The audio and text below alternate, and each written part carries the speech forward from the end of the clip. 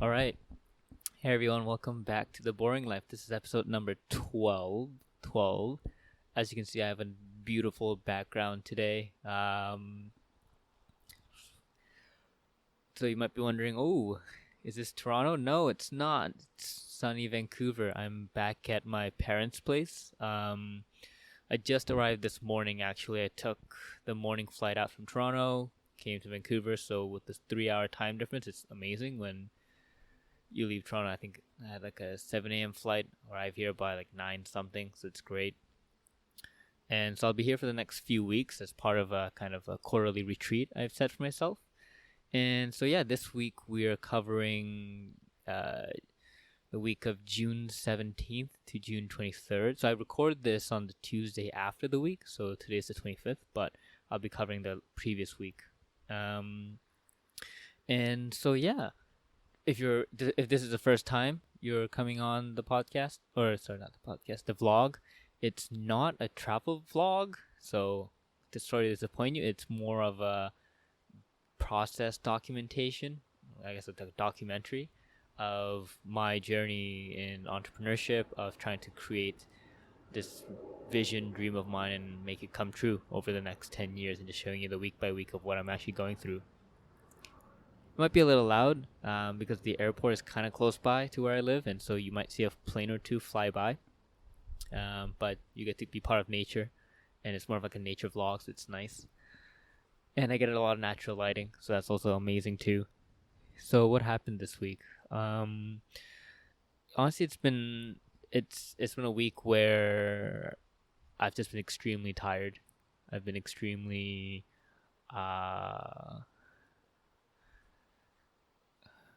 exhausted. I think it's just mentally, physically, it's just not catching up. Like, I think by the last 2 days of the week, I've just been in this kind of permanent drunk state where I might have also not had enough sleep, but I've just been having a hard time focusing. But yeah, I think, if I were to think about some major highlights, also I'll start with some of the fun ones. So I watched the Book of Mormon, the musical, with my girlfriend for the first time, and yeah, I'm just realizing more and more that I love musicals. I love live performances, not more than I like movies, and there's just this appreciation for what these people, these artists do, and so yeah, that was a lot of fun. And I also spent, I think I had one of my rare late night outs on, I think, Saturday or Friday.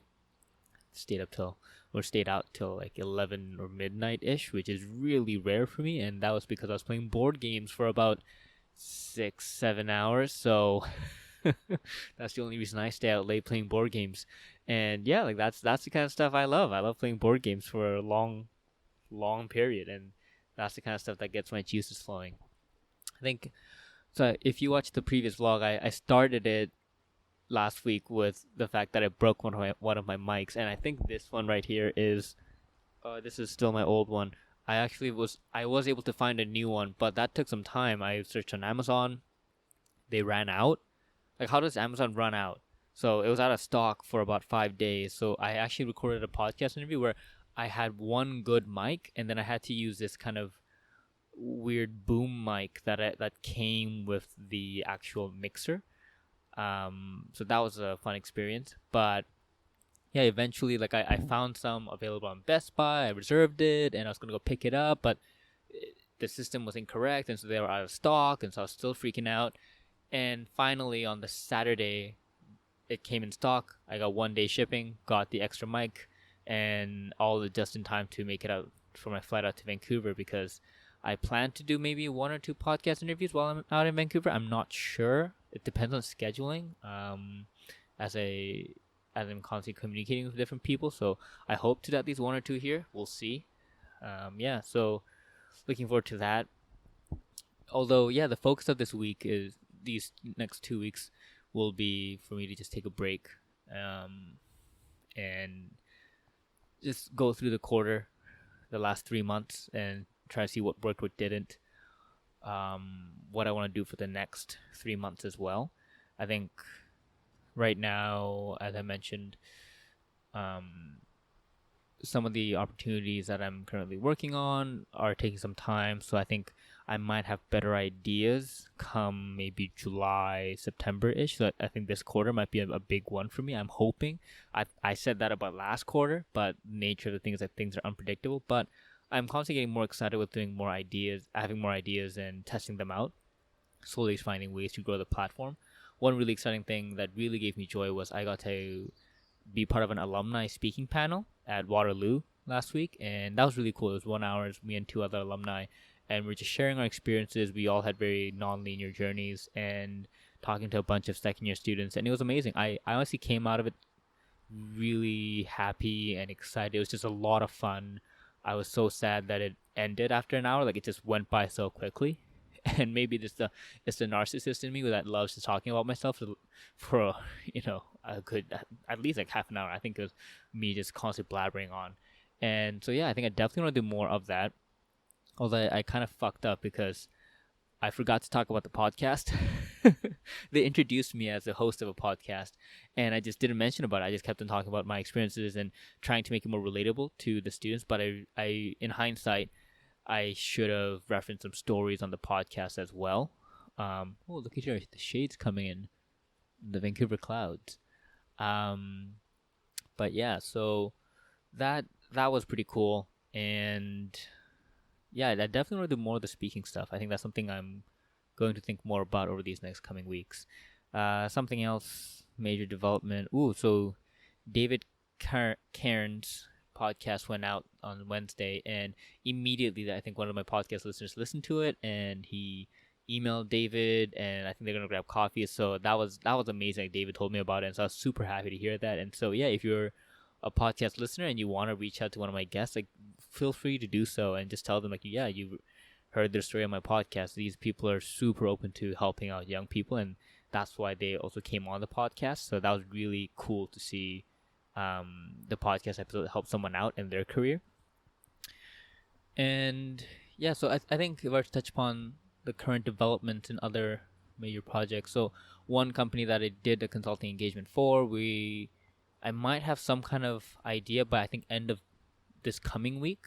They went through funding. They're going through some deliberation on potential positions or just how to structure the consulting engagement. So I might have a better idea there. Yeah, I think that's the furthest one along, other than the ones where I'm talking to an incubator. I'm also waiting to hear from two other startups that I sent in proposals for, and another startup out in Europe. And so yeah, I think those are the ones that I'm currently waiting on right now. And something else I've been thinking about has been just the idea of should I apply, or should I start reaching out to companies in the States? I've just had a constant aversion to that, just because I don't really like San Francisco as a city. I think the only city I really enjoy is New York. But even then, I'm not that big of a fan of just living in the United States, just because I just don't see that much of a difference with Toronto compared to, for example, like Europe or Asia, where there's a lot of cultural differences. But as I've been on my journey, I've been talking to people, and there is this frustration with how Toronto is pretty small compared to New York or San Fran. And because of that, there's some kind of also limitation with the kind of people you'll meet, especially when you're doing something very niche and less people get it. Like, I've met more than 100 startups in Toronto, and about 10% might understand what I'm trying to do, and maybe 1% might be ready to hold hands with me and take the leap with me. And so those are the companies I'm talking to right now, and that's been about 5 or 6 of them. And so if I think about that in like bigger places like New York or San Fran, I think the scale there would allow me to hit a bigger pool of companies. But at the same time, something I constantly wrestle with is the idea of still trying to dominate a niche. I'd rather try to dominate Toronto because it's much smaller, and I'm slowly building up my network, my relationships, and also just my own brand in Toronto with the people that really care and are passionate about the same things as I am. So a part of me wants to really focus more on Toronto as well and double down on this small city, because yeah, I don't think the point is to grow really quickly. It's rather to make a difference, even one company at a time, but doing it well, the quality over quantity. So it's just something I've just been thinking about as people have been giving me feedback, but also making up my own mind on what I think is right for me. But yeah, so that's just been on my mind lately. Um, let's see what else. What else happened? Ooh, so I think I mentioned I got a lot of the thank you cards, and I just went crazy and I caught up on all 6 months worth of thank yous, tons of letters, got a whole new stamp pack, and just went to Canada Post and just gave the whole stack to the lady and said, "Hey, can you help me deliver all these? I just don't trust putting it all into a box because there's so many of them." And so she's been really nice and helpful with that. And so hopefully all my podcast guests and people I've met coffees with are getting their thank you letters soon. And yeah, I still have more thank you letters to write because I'm still behind. I think I might have less than 10 left, but still, I try to put thought into each letter I write. So yeah, I have to do that.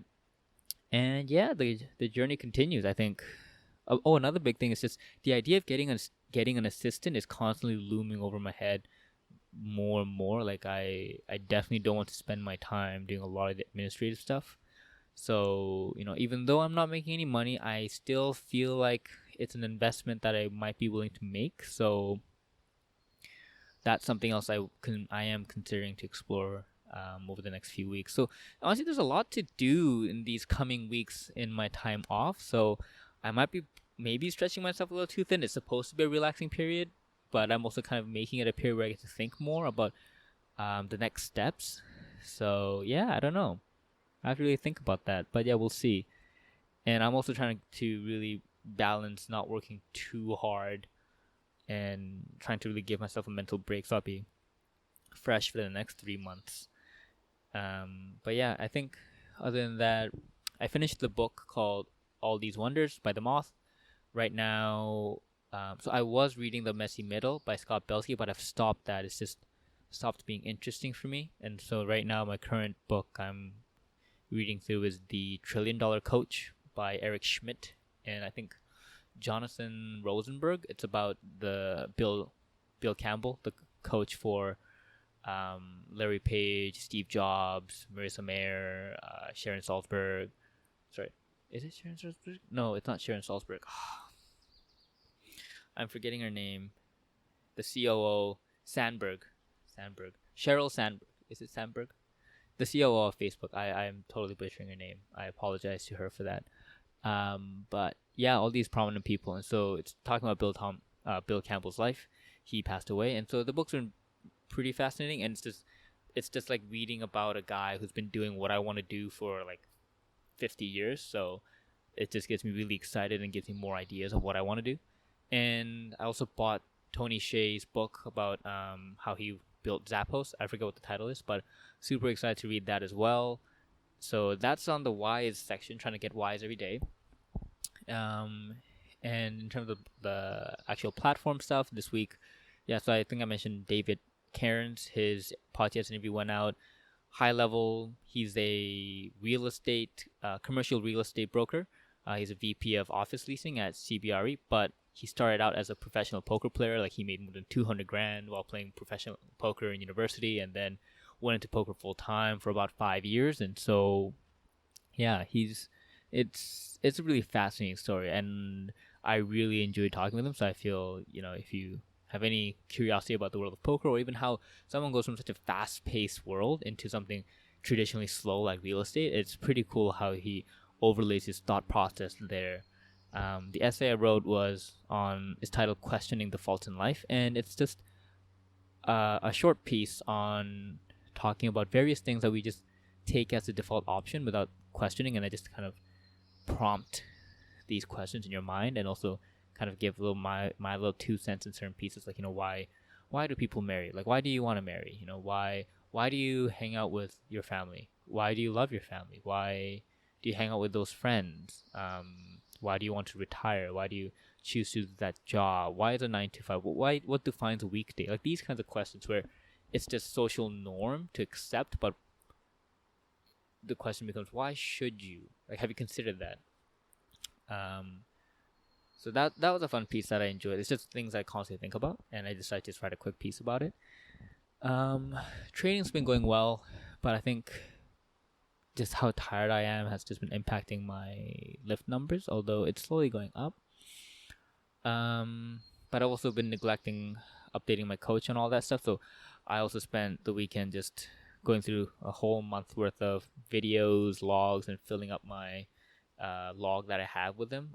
It's all in the cloud, and sending him all the videos that I missed. Sending him to give him an update, so then we can talk about the performance, what's the month's progression been like. But yeah, I hope with the rest and some great home cooked meals for my mother that things will get better, and I'll get rejuvenated and energized going forward.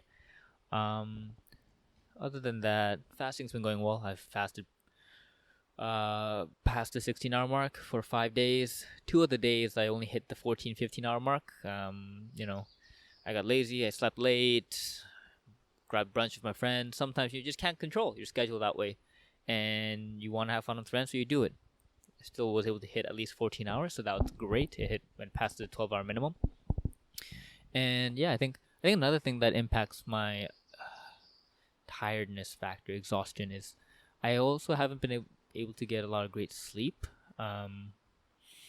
I've been having more of the creativity spurts or just kind of work spurts later at night. Like it'll be 10 o'clock and I'll have this bump of just wanting to do something for about 1 to 2 hours. So then I end up sleeping at midnight.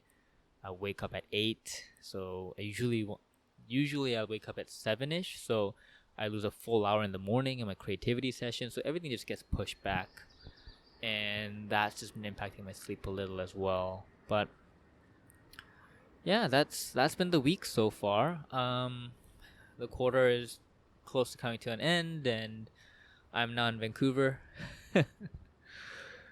Yeah, it's gonna be nice. I'm looking forward to taking things easier, doing another one of these vlogs out in the open.